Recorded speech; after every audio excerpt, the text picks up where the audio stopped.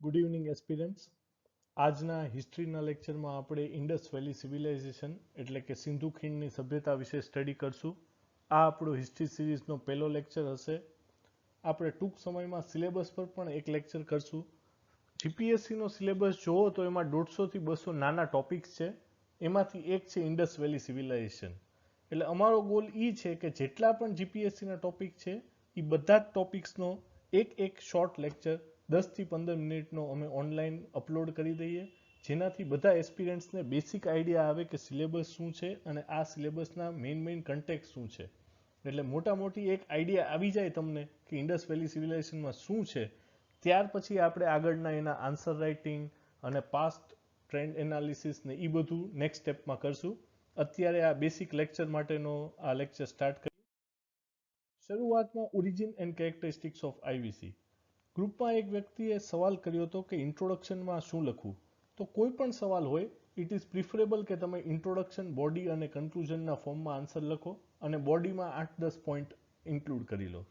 તો introduction will depend on question કે કઈ પ્રકારનો સવાલ પૂછ્યો છે. શું સિંધુ ખીણની સભ્યતાના સોસાયટીને લગતો કોઈ સવાલ છે? તો તમે લખી શકો કે ભાઈ એ લોકો તો આજથી 2500 કે આજથી આટલા 3-4 હજાર વર્ષ પહેલા એ લોકો જે શહેરીકરણ કરી ગયા એ આપણે અત્યારે એટલું કોસ્મોપોલિટન નથી. એ લોકો 4000 પહેલા જેટલા સેક્યુલર હતા, જેટલી બિન સાંપ્રદાયિકતા એમને સમાજમાં હતી એટલી કદાચ આપણામાં નથી. જો કોઈ એમના કોપરનો સવાલ આવ્યો તો 2018ની જીપીએસસીમાં કે સિંધુ ખીણની સભ્યતાના કોપર ટૂલ્સ વિશે જણાવો, તો આ બાબતે તમે એવું ઇન્ટ્રોડક્શન કરી શકો કે એ લોકોએ જે કોપર પર કારીગરી કરી છે એ કદાચ અત્યારના કારીગરોથી પણ મુમકિન નથી. એ લોકો એટલી સરસ કારીગરી કરી હતી અને આજથી 3500 વર્ષ પહેલા કોઈ ખાસ સામાન વિના એ લોકોએ આવી સરસ કારીગરી કરી છે. તો ઇટ વિલ ડિપેન્ડ કે તમને શું સવાલ પૂછવામાં આવ્યો છે. એ સવાલ પ્રમાણે તમારું ઇન્ટ્રોડક્શન ચેન્જ થવું જોઈએ. પણ હા, એક વસ્તુ કોમન રહેશે કે તમારે એને કરંટ સાથે કમ્પેર કરવાની હશે કે સિંધુ ખીણની સભ્યતા અથવા હિસ્ટ્રીનો કોઈ પણ સવાલ આવે, જો એ સોસાયટીના પર્સપેક્ટિવમાં આવે કે સમાજને લગતું કોઈ એનાલિસિસ કરવાનું આવે અને એ જ આવે. ક્લાસ 1, 2 અને 3માં તો એવું જ આવશે. ક્લાસ 1, 2, 3માં તમને એમ કોઈ નહીં પૂછે કે ભાઈ સિંધુ ખીણની સભ્યતાના 10 મુદ્દાઓ જણાવો. ક્લાસ 1, 2, 3માં એ જ આવશે કે એમની સોસાયટી કેવી હતી, એ લોકો ટેક્સ કેમ કલેક્ટ કરતા હતા, એ લોકોનું રિલિજન પર કેવી આસ્થા હતી. આ પ્રકારના સવાલ આવે જેમાં થોડુંક એનાલિસિસ હોય, અને જ્યાં એનાલિસિસ આવે ત્યાં તમારે ટેમ્પોરલ અને સ્પેશિયલ બે એનાલિસિસ કરવાના હોય. ટેમ્પોરલ એનાલિસિસ એટલે ભૂતકાળને અત્યારના વર્તમાન સાથે તમે કમ્પેર કરો કે ત્યારે કેવું હતું ને અત્યારે કેવું હતું. અને સ્પેશિયલ એનાલિસિસ એટલે સિંધુ ખીણની સભ્યતાનો તમે બીજી બધી સભ્યતા સાથે કમ્પેર કરો કે સુમેર સભ્યતા કેવી હતી કે પછી બીજી કોઈ પ્રાચીન સભ્યતા સાથે કમ્પેર કરો. તો આ પ્રકારનું તમારે આન્સર લખવાનું હોય છે. તો ઓરિજિનમાં આ પહેલું શહેરીકરણ છે ભારતની અંદર.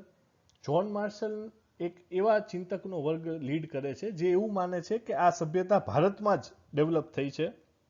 ઈજે મેકે આ બીજા ચિંતક છે, એ એવું માને છે કે સિંધુ ખીણની સભ્યતાના લોકો સુમેરથી આવ્યા હતા. પણ જો એ સુમેરથી આવ્યા હોય તો એમની લિપિ કેમ અલગ છે અને એ લોકોના રહેવાના આવાસો કેમ અલગ છે. સુમેરના લોકો જે રીતે રહે છે એવી રીતે સિંધુ ખીણની સભ્યતાના લોકો નથી રહેતા. એટલે જે જ્હોન માર્શલની થિયરી છે એ અત્યારે વધુ લોકો માને છે. બધા જ વિદ્વાનો એ તો એગ્રી કરે જ છે કે આ આઈવીસી જે સિંધુ ખીણની સભ્યતા હતી એ અર્બન હતી, એટલે શહેરી લોકો રહેતા હતા, શહેરનું ડેવલપમેન્ટ થયું હતું. હરપ્પા અને મોહેંજો-દારો બંનેની અંદર એક સિટાડેલ હતા. સિટાડેલ એટલે એક મહેલ જેવી ઊંચી બિલ્ડિંગ હોય એને સિટાડેલ કહેવાય, જ્યાં રૂલિંગ ક્લાસ રહેતો હતો કે જે અધિકારી વર્ગ હોય કે જે રાજા વર્ગ હોય એ પ્રકારના લોકો. અને એક right angle, nearly right angle કે ઓલમોસ્ટ કાટખૂણાની જેમ એ લોકોના મકાન અને રોડ એકાબીજીને ક્રોસ કરતા હતા. પછી ઊંચા મોન્યુમેન્ટ્સ છે. મોન્યુમેન્ટનો મતલબ શું હોય કે ક્યારે એક સમાજમાં કોઈ પૂતળા બને જ્યારે એ લોકો ટેક્સ કલેક્ટ કરતા હોય, કારણ કે ટેક્સના પૈસાથી પૂતળા બન્યા હોય, અને બીજું એ લોકો લેબર મૂવ કરતા હોય. એટલે એ સાબિત થાય છે કે રૂલિંગ ક્લાસ કેતું એ પ્રમાણે પૂતળા બનતા, અને રૂલિંગ ક્લાસ ધારે ત્યારે એટલા શ્રમિકો ભેગા પણ કરી શકતા હતા. એટલે આ એક ડેવલપ સમાજની નિશાની છે કે જે ત્યારે ત્યારે આવી મોન્યુમેન્ટ્સ બનાવી શકે. પછી જે સ્લિંગ સ્ટોન્સ એટલે કે ગોફેણ હોય એ ગોફેણ જોવા મળી છે. એક સિપાહીનું પૂતળું જોવા મળ્યું છે સરકોટડા પાસે. એ નિશાની છે કે આ લોકો પાસે કોઈ આર્મી જેવું પણ કંઈક સૈન્ય હશે. ત્યાર પછી આ લોકોની ડ્રેનેજ સિસ્ટમ બહુ જોરદાર હતી કે કોઈ પણ સભ્યતાઓમાં જો તમામ પ્રાચીન સભ્યતામાં સૌથી વધુ જો કોઈએ હેલ્થનું ધ્યાન રાખ્યું હોય તો એ સિંધુ ખીણની સભ્યતા છે. દરેક ઘરમાં એક બાથરૂમ હતું અને એક ફળિયું હતું. વોટર ડ્રેન્સમાંથી ફ્લો થતું હતું અને જે આ ગટર જેવું ડ્રેન કર્યું હતું એની ઉપર બ્રિક અથવા સ્ટોનનો સ્લેબ પણ મૂકતા હતા. એટલે વિચારો આજથી આટલા હજાર વર્ષ પહેલા આ લોકો પાસે આટલી સમજ હતી. અને અત્યારે પણ ઘણી કોર્પોરેશનમાં ગટરના વાંધા હોય છે, ઘણી જગ્યાએ ડ્રેનેજ પ્રોપર નથી હોતું. 1-2 વરસાદ આવે ત્યારે પાણી બધે ભરાઈ જતા હોય છે. અને આ હજારો વર્ષ પહેલા આવું ડ્રેનેજ બનાવીને બેઠા હતા. એટલે આવું પણ તમે તમારા આન્સરમાં કમ્પેર કરી શકો કે કોઈ ડ્રેનેજ સિસ્ટમ ઉપર ઇન્ડસ વેલીની ડ્રેનેજ સિસ્ટમનો સવાલ આવ્યો તો આના ઇન્ટ્રોડક્શન તમે એવી રીતે પણ સ્ટાર્ટ કરી શકો કે હાલ જ્યારે 1-2 વરસાદ આવવાથી આખા પાણી ભરાઈ જાય છે અને રોડ ઉપર પાણી થઈ જાય છે, એવામાં સિંધુ ખીણની સભ્યતાના લોકોએ આવી વિશેષ ડ્રેનેજ સિસ્ટમની સ્થાપના કરી હતી. તો આ હતું origin and characteristics of Indus valley civilisation. આ મેઇન કેરેક્ટરિસ્ટિક છે. એકેકી કેરેક્ટરિસ્ટિક પણ એક સવાલ આવી શકે અથવા તો ટોટલ કે સિંધુ ખીણની સભ્યતાની લાક્ષણિકતાઓ બતાવો આવો પણ એક સવાલ આવી શકે. ત્યાર પછી લોકોની ખેતી વિશે ચર્ચા કરી. આ લોકો નવેમ્બરમાં આખું પાણી જ્યારે ભરાઈ જાય ત્યારે એકદમ સીડ્સ બોવી દેતા હતા અને એમનો હાર્વેસ્ટ જે વાવણી કરવાની હોય એ એપ્રિલમાં કરતા હતા બીજા વરસાદની પહેલા. આ પ્રકારની એમની સાયકલ ચાલતી હતી અને આ લોકો વીટ અને બાર્લે ઉગાડતા હતા. ફરોઝ ઇન કાલીબંગન સજેસ્ટ પ્લાવિંગ કે જે ત્યાં ખેતીના હળના નિશાન મળ્યા છે કાલીબંગનમાં, એનો મતલબ આ લોકો ખેતી કરતા હતા. ઋગ્વેદમાં બાર્લેનું મેન્શન છે, જ્યારે હરપ્પન્સ તો વીટે વાવતા હતા, સિસ્મમય વાવતા હતા અને વટાણાએ વાવતા હતા. એટલે હરપ્પન્સ લોકોને જેટલી ખબર હતી એટલી કદાચ ઋગ્વેદ વાળાઓને નથી ખબર. બીજી વસ્તુ છે કે સિરિયલ વર રિસીવ્ડ એઝ ટેક્સ, કારણ કે ત્યાં ગ્રેનરીઝ મળી છે અને ગ્રેનરીઝમાં સિરિયલ સ્ટોર થતું હતું. તો ક્યારે સ્ટોર થયું હોય? જ્યારે આ લોકોએ એક ટેક્સ કલેક્શન સિસ્ટમ ઊભી કરી હતી કે તમે જેટલી ઉપજ હોય એના આટલા ટકા તમારે સરકારને ટેક્સ રૂપે આપવાના હોય. એટલે એક ટેક્સ સિસ્ટમ પણ ઇવોલ્વ કરી હતી. એટલે આ સિવિલાઇઝેશન ઈ હદે ડેવલપ હતું કે ત્યાં એક ટેક્સેશન સિસ્ટમ પણ અસ્તિત્વમાં હતી. આ સિવાય એ લોકોએ ઓક્સ, બફેલો, ગોટ, શીપ આ બધાને એકદમ ડોમેસ્ટિકેટ કર્યા હતા. ગુજરાતના હરપ્પન્સ ચોખા પણ વાવતા હતા અને એ લોકોએ એલિફન્ટ્સને પણ ડોમેસ્ટિકેટ કર્યા હતા. મિસોપોટેમિયામાં એલિફન્ટ્સ ડોમેસ્ટિકેટ નહોતા થયા અને મિસોપોટેમિયન સિવિલાઇઝેશન રાઈસ નહોતી વાવતી. આપણે ચોખા વાવતા હતા. આ ડિફરન્સ છે આપણા અને મિસોપોટેમિયા વચ્ચે. તો આ હતી ખેતીની વાત. ત્યાર પછી ટ્રેડ. એ લોકો વ્યાપારમાં શું કરતા હતા? તો એ લોકો એકદમ શાઇની પોટરી બનાવતા હતા. એ લોકો પાસે ઈંટ મૂકવાની સ્કિલ્સ હતી, બોટ બનાવવાની સ્કિલ હતી, સીલ મેકિંગ સ્કિલ હતી, બીડ મેકિંગ સ્કિલ હતી. એમની સીલ્સ પણ ઘણી ફેમસ છે. એ લોકોએ બહુ બારીકીથી એમાં કોતરણી કરેલી હોય છે. એ લોકો કઈ રીતે એમનું ટ્રાન્ઝેક્શન કરતા હતા? તો એ લોકો મેઇનલી બીજા એરિયા સાથે બાર્ટર ટ્રાન્ઝેક્શન કરતા હતા. બાર્ટર એટલે વિનિમય, કે ભાઈ એક વસ્તુ આપો ને એની હાટામાં બીજી વસ્તુ લો. આને બાર્ટર ટ્રાન્ઝેક્શન કહેવાય. તો એ લોકો શું કરતા હતા? એ લોકો ખેતી બહુ સારી કરતા હતા. એટલે એ લોકો ફૂડ ગ્રેન્સના બદલે મેટલ્સ પ્રોક્યોર કરતા હતા. કારણ કે ઇન્ડસ વેલી સિવિલાઇઝેશનનો જે એરિયા છે ત્યાં ખાસ કોઈ માઇન્સ નથી. એટલે હવે એમને જો મેટલ લેવા હોય તો એ લોકોએ આજુબાજુના કન્ટ્રીઝ ઉપર ડિપેન્ડ કરવું પડતું હતું. એટલે મેટલ્સ લેવા માટે એ લોકો બોટ અથવા બુલોક કાર્ટ્સનો ઉપયોગ કરતા હતા. ત્યાર પછી એક બીજી રસપ્રદ વાત એ જાણવા મળી છે કે એ લોકો 16 અથવા એના મલ્ટિપલનો ઉપયોગ કરતા હતા. ઇન્ટરેસ્ટિંગલી 16 આના એટલે 1 રૂપિયા થતા હતા. એટલે કદાચ ક્યાંક ઇન્ડિયન સિસ્ટમમાં આ 16નો આંકડો થોડોક ઇમ્પોર્ટન્ટ હોઈ શકે. આ લોકોનું એક વેઇટ એન્ડ મેટ્રિક સિસ્ટમ હતી, જે આપણે પણ અત્યારે કન્ઝ્યુમર એક્સચેન્જ કે જે કન્ઝ્યુમર સપ્લાયમાં જે આપણે એક સ્ટેટિસ્ટિકલ યુનિટ બનાવતા હોય, જે સિસ્ટમ ઇન્ટરનેશનલ છે, એસઆઈ યુનિટ્સ બધા, એના તહેત આપણે જે બધા યુનિટ્સ ઓફ મેજર હોય કે આટલા ટન એ આટલા કિલો છે, આટલા કિલો એ આટલા ગ્રામ છે, આ પ્રકારનું એ લોકોએ મેકેનિઝમ ઈ ટાઈમે પણ ડેવલપ કરેલું હતું. ત્યાર પછી કાલીબંગન હેડ બ્લેક બેંગલ્સ. બ્લેક બેંગલ્સ ઉપરથી જ કાલીબંગન નામ પડ્યું. બ્લેક એટલે કાળી, બેંગલ્સ એટલે બંગન, એટલે કાળી બંગન એટલે બ્લેક બેંગલ્સ. એનો આખો એક થર રાજસ્થાનમાં જોવા મળ્યો હતો. ત્યાર પછી બાણાવલી જે છે એ એક ફોર્ટિફાઈડ સાઇટ હતી કે રંગોઈ રિવર ઉપર એક કિલ્લો બનાવ્યો હતો જે બાણાવલી છે. આ સિવાય હરપ્પન્સના રાજસ્થાન, અફઘાનિસ્તાન અને ઈરાન ત્રણેય સાથે સારા રિલેશન હતા. એ ત્રણેય પાસેથી હરપ્પન્સના કોઈન અને સીલ મળેલા છે. હરપ્પન સીલ્સ મિસોપોટેમિયામાં પણ મળેલા છે. એટલે વિચારો એ લોકો મિસોપોટેમિયા સુધી પોતાનો વ્યાપાર કરતા હતા. એ લોકો લાપિસ લઝુલીના ટ્રેડ પણ કરતા હતા. લાપિસ લઝુલી એક ડાર્ક બ્લુ કલરનો પથ્થર હોય જે થોડો ઘણો કિંમતી હોય, ગોલ્ડ સિલ્વર જેટલો કિંમતી નહીં બટ કિંમતી હોય. ત્યાર પછી સમાજ, એમની સામાજિક વ્યવસ્થા કેવી હતી? તો પહેલા તો આપણે જોયું કે આર્કિયોલોજી ઉપરથી આપણને ખબર પડે કે 3 પ્રકારના લોકો રહેતા હતા. પહેલા સિટાડેલ એટલે કે પેલેસમાં કોણ રહે? તો કે રૂલિંગ ક્લાસ. પછી મિડલ સેટલમેન્ટ, તો મિડલ સેટલમેન્ટમાં કોણ રહે? તો કે અધિકારી અને મિડલ ક્લાસ મર્ચન્ટ. ત્યાર પછી લોઅર સેટલમેન્ટમાં કોણ રહે? તો કે આમ જનતા. એટલે આ 3 પ્રકારના વર્ગો એમના સમાજમાં હતા. બીજું, એક વર્ગના લોકોમાં પણ થોડીક અસમાનતા હતી. તો એ અસમાનતા કઈ રીતે હતી? તો કે એમના મકાન જે હોય એના રૂમની સાઇઝ અલગ અલગ હતી. કે જે મોટા અમીર લોકો હોય એ લોકોના 12 રૂમ હતા અને સાવ ગરીબ લોકો હોય એનો 1 રૂમ હતો.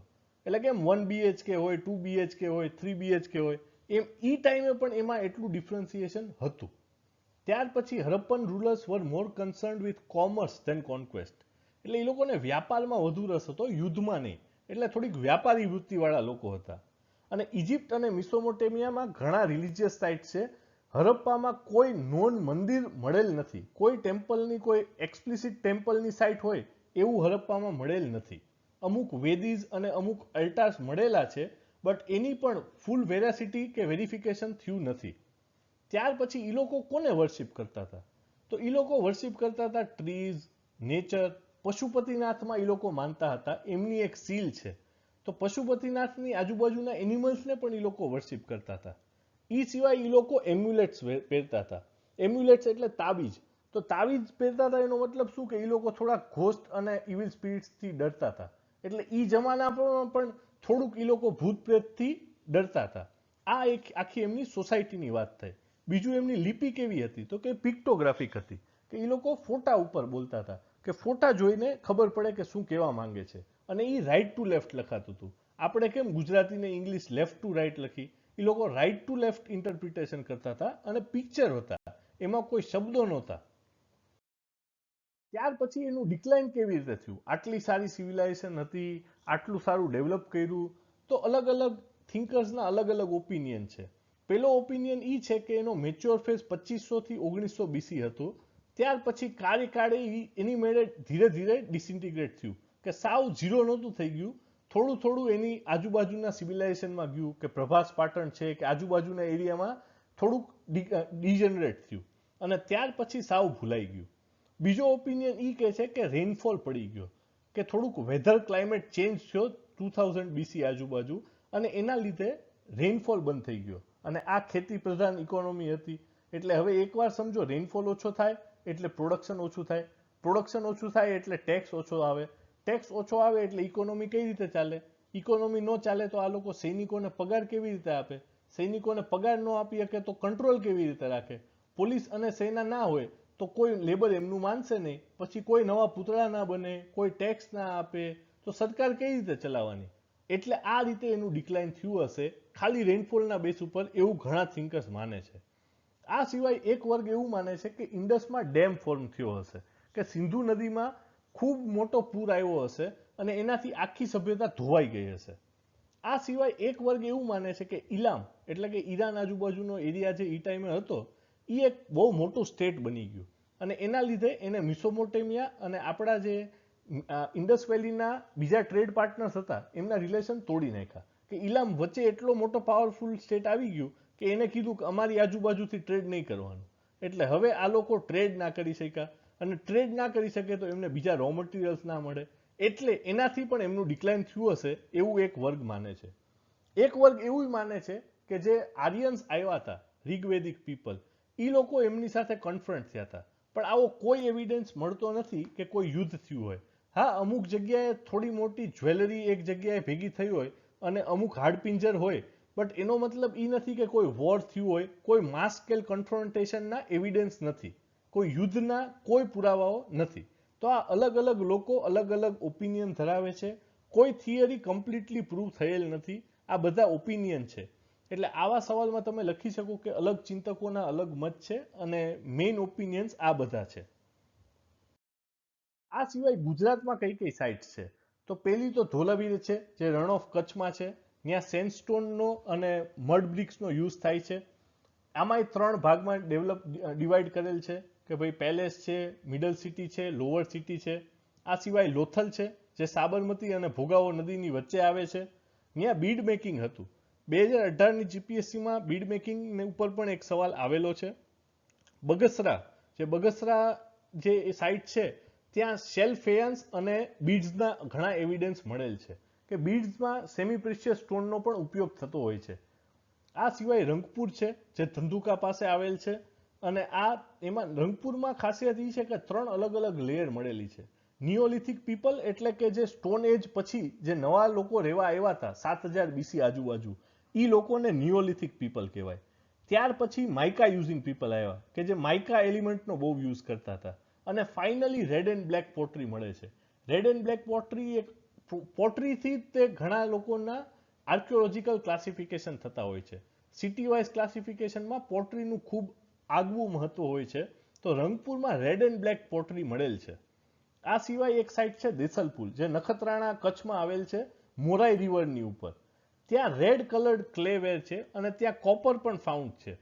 આ સિવાય રોજડી છે રાજકોટમાં ભાદર નદી ઉપર, જ્યાં રેડ અને બ્લુ બેય ક્લેવેર છે. ત્યાં થાળી મળેલી છે અને ઓર્નામેન્ટ્સ છે. આટલી ખાસિયતો છે આપણી ગુજરાતની સાઇટ્સની. આ એકદમ બેસિક લેક્ચર હતો. આ સિવાય પણ આપણે આગળ ઘણું બધું ઇન્ડસ વેલીમાં કવર કરશું. તો આ બેસિક લેક્ચર આવા આપણે જેટલા ટોપિક્સ છે જીપીએસસી સિલેબસના, આ બધાના કવર કરવાના છે. અને આ બધાના વિડીયોઝ 10 થી 15 મિનિટના આપણે બને એટલી જલ્દી આપણે સાઇટ પર અપલોડ કરવામાં આવશે. જો વિડીયો ગમ્યો હોય તો લાઇક, શેર અને સબસ્ક્રાઇબ જરૂર કરજો. અન્ય એસ્પિરન્ટ સાથે પણ શેર કરજો. આ લેક્ચરના નોટ્સ ઇંગ્લિશ અને ગુજરાતી બંનેમાં ઓલરેડી ટેલિગ્રામ ચેનલ પર શેર થઈ ગયા છે. તમે અમારી ટેલિગ્રામ ચેનલને સબસ્ક્રાઇબ પણ કરી શકો છો. ડેઇલી આન્સર રાઇટિંગ સ્ટાર્ટ થઈ ગયું છે અને ડેઇલી એડિટોરિયલ એનાલિસિસનું 2nd વીક ચાલી રહ્યું છે. તો આ પ્રોગ્રામ્સ તમને જો ગમતા હોય અને આ ચેનલ તમને હેલ્પફુલ લાગતી હોય તો અન્ય એસ્પિરન્ટ સાથે તમે જે ટેલિગ્રામ કે વોટ્સએપ ગ્રુપમાં હોય ત્યાં પણ શેર કરજો. Thank you and have a good night.